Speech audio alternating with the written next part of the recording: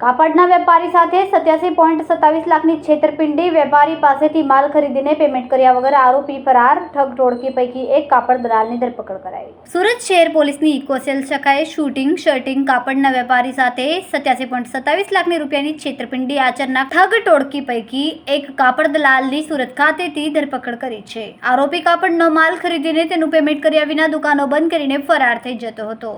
આરોપીએ વેપારી પાસેથી 87 લાખનો માલ ખરીદીને પેમેન્ટ ન કર્યું અને પ્રાપ્ત માહિતી અનુસાર ડીસીબી મુજબ અનિલકુમાર હરિવલ્લભુદ્રાએ ફરિયાદ નોંધાવી હતી. આ ફરિયાદ અનુસાર આરોપીએ ફરિયાદી પાસેથી શૂટિંગ શર્ટિંગ કાપડનો માલ ખરીદ્યો હતો, પરંતુ તેનું પેમેન્ટ ન કર્યું હતું અને કુલ રૂપિયા 87,27,731ની છેતરપિંડી આચરી હતી. આ ગુનાની તપાસ ઇકોસેલ દ્વારા હાથ ધરવામાં આવી.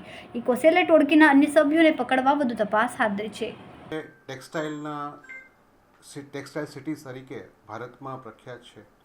જે અનુસંધાને વેપારીઓ જે સુરતમાં વેપાર કરે છે તેઓની સાથે ઘણી વખત અમુક અસામાજિક તત્વો, અમુક ક્રિમિનલ છેતરપિંડી કરવાના ઈરાદાથી વેપારી તરીકે આવી અને માલ મેળવી અને પૈસા પરત નથી કરતા એવા બનાવો બનતા હોય છે.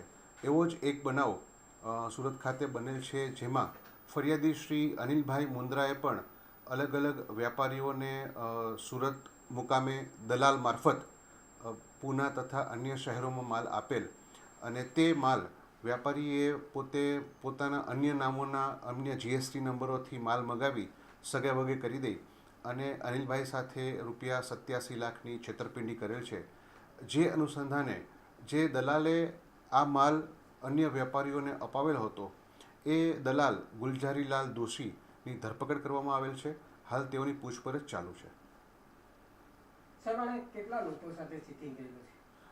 ગુલઝારીલાલ દોશી છે એ પોતે એક દલાલ છે.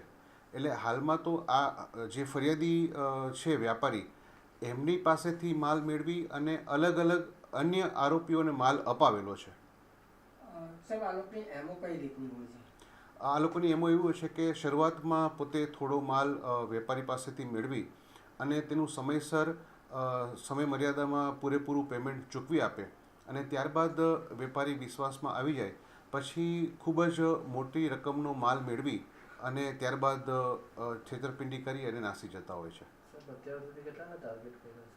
હાલ તો આ એક જ વેપારી આરોપીઓ દ્વારા જે છેતરપિંડી કરવામાં આવી છે એ એક વેપારી અમારા ધ્યાન ઉપર આવેલ છે અને તેઓની ફરિયાદ લેવામાં આવેલ છે.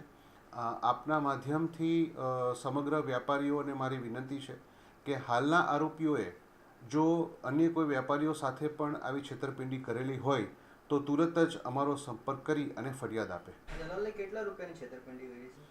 દલાલ દ્વારા અલગ અલગ વેપારીઓને 87 લાખ રૂપિયાનો માલ અપાવવા. કેમેરામેન સેનિલ વિરાણી સાથે વિશાલ છેઠા, માનવ પ્રભા ન્યૂઝ, સુરત. અમારા વિડિયોની નવી અપડેટ મેળવવા માટે સબસ્ક્રાઇબ કરો માનવ પ્રભા ન્યૂઝ ચેનલને. બેલ આઇકન ક્લિક કરો લેટેસ્ટ વિડીયો સૌથી પહેલા મેળવવા માટે.